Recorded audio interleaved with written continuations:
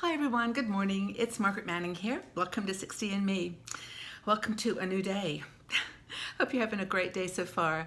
I want to thank you first of all for being here. You know, every day I get up and do these videos for you, and I'm just thinking about all the different people around the world and what you're up to, the things you're facing, the challenges, the celebrations, the good things that are happening in your life. And you know, I'm just so grateful for you to all be here and take the time to make this part of your day. And I'm really glad that you know, the topics that we choose are of interest to you and of value. So, by the way, if there's ever anything that you want to see me talk about, or you know, just a topic that's on your mind, just drop me a line. It's margaret@60andme.com, or you can just leave it in the message section below. But don't hesitate. I mean, this is your program. This is your show. It's for you. Whatever I talk about is designed to be of assistance and support. You know, being 60 is tough. Well, being 50 is tough. Being any age is tough sometimes in these days. But you know, as you get older, I think you really do face a whole set of different challenges, and they're related to your health, to your body, to your, you know, your life, that lifestyle that you've created. You know, I think that's important to say that, you know, wherever you are right now is because of decisions that you've made, and kind of owning that is important. It's part of, you know, part of the whole process, I think. But anyway, I'm having a cup of tea. That's where I start. And I'm having this morning lemon ginger. This is one of my classics. I love my lemon ginger tea. It's a Twinings, but there's lots of different options. And so anyway, cup of tea, have a juice, coffee, whatever you've got.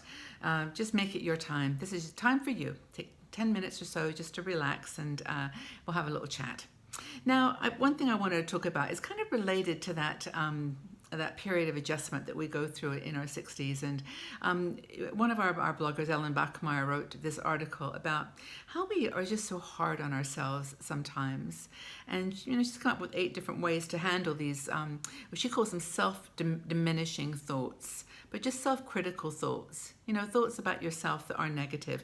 You know, we've said it enough times to everybody else, you know, there's no such thing as perfect, and do the best you can. And we're all very good at giving advice to our friends and kids and family. But when it comes to ourselves, I think we have a little challenge with that sometimes. And so I think that it's important that, you know, we don't go negative on ourselves. You know, don't think, oh my gosh, I haven't got enough money, I'm not wealthy enough, I'm not pretty enough, I'm not smart enough, I'm just not, you know, able to cope, I'm feeling scared about the future, I'm losing my job, whatever it is. I know there's enough going around to make you feel a little bit insecure. But anyway, we've got to support and encourage one another, and I think remind ourselves that we actually can be our own worst enemies. You know, that we do enough of a good job, basically, to sort of make ourselves feel like we haven't got anything going. So, you know, it's kind of a difficult situation. Now, one thing, oh, by the way, and Ellen mentions this, it's really, really true, that we're always afraid that someone's going to think we're conceited, you know, if we are thinking about ourselves. Well, it's not true. I mean, it is our lives, it's who we are. So what do we do with those self-diminishing or those kind of negative thoughts? What are some things you can do? So you're feeling weak and insecure, feeling a little frightened, little just afraid of something. First thing is to be aware of it, because awareness actually does negate negativity. It neutralizes it. So just saying, I'm here, I'm having this fear, I'm having this problem, this challenge. Just doing that is a good start. So inner awareness is where you start. It's everything. Don't judge the messages. You know, like when you have a thought about something, it's that phrase, just because you're paranoid, it doesn't mean you're not being followed. I mean, you can have things on your mind that are very, very important and are very worrying, and you know, just things that are not so good. But I think it's important, at least I do try to do this, to create some space.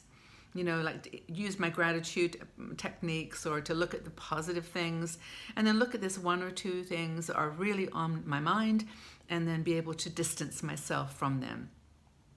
I don't know. I mean, yeah, there are some things that are on my mind. I'm sure there are things on your mind that are concerning. But I think just keeping that space is important. And you honestly have to stay in charge of your well-being. You know, it's just no one else is going to do it. I don't know whether we ever really thought that. I mean, I know as a child, I always thought that, my teachers or my friends or people would be there to stand by me and support me. But yes, of course, friends are very important. And usually it's really funny. Friends often tune in, don't they? When you're having a bad day or having a worry, suddenly you'll get a message from someone, "Hi, how are you doing?" As if they knew. And I take a lot of what's the word, solace. I like that because it makes me feel like I'm okay.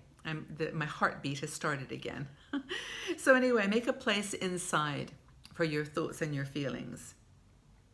I think this is really important. I'm glad Ellen mentions this. Is that you can't hide your past.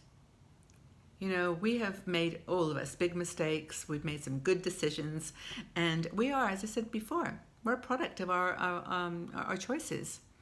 And if we made a bad decision in a relationship, or we made a bad decision with, well, anything, a purchase, something, a commitment that we made, well, it's done. Honestly, what can we do? We can't really, have an argument with ourselves about that decision. Own it. And then shift your focus to the present. I think that's the secret, is to reflect on the past, accept that you made choices that have led you somewhere that you didn't want to be or didn't expect to be, and now just normalize your feelings. So I think that's important, to know that others are in the same situation. I mean, you're not the only one that didn't save for retirement. You're not the only one that made a bad relationship decision, or moved somewhere that you ended up not liking, or whatever.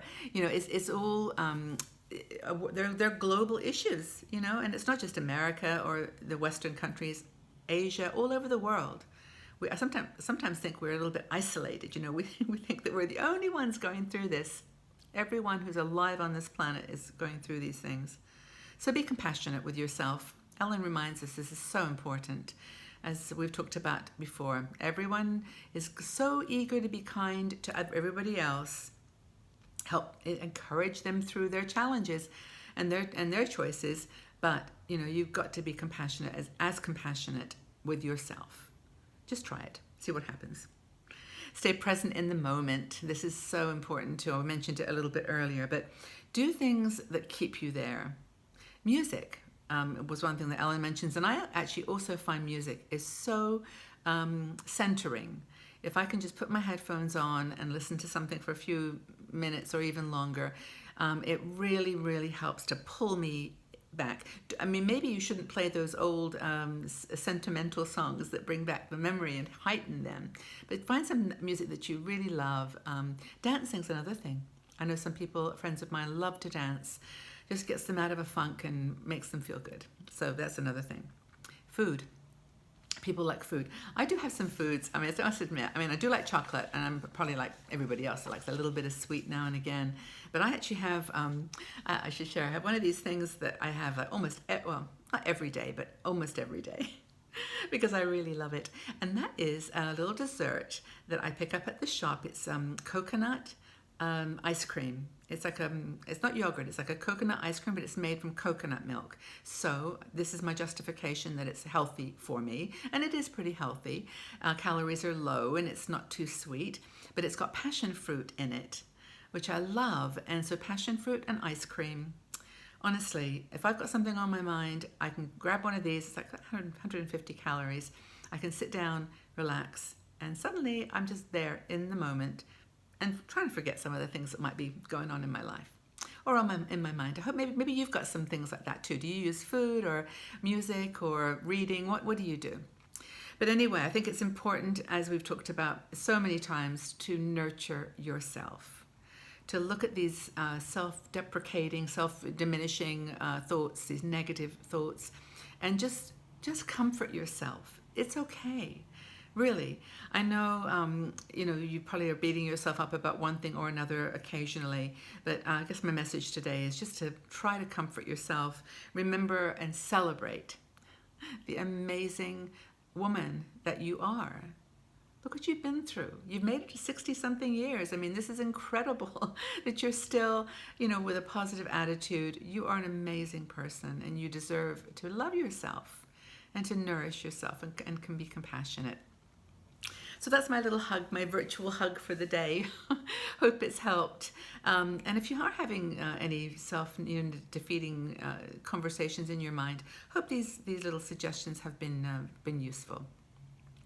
So thanks, Ellen, for the article. Thank you for being here and listening and enjoying our time together. Enjoy that cup of tea. I'm going to have my lemon ginger in a second, and just be thinking about you. Just think about each other, and leave a comment in the section below. I'd love to know, do you think you're a little hard on yourself sometimes? And if so, what do you do? What do you do to stay in the moment and to comfort and nourish yourself? Okay, everyone. Well, I do hope that you have a fabulous day. Just go out and do something good, even if it's cold and chilly. Just go out and enjoy the day, enjoy your life, enjoy yourself. And I look forward to seeing you all back here again very soon. Bye-bye for now.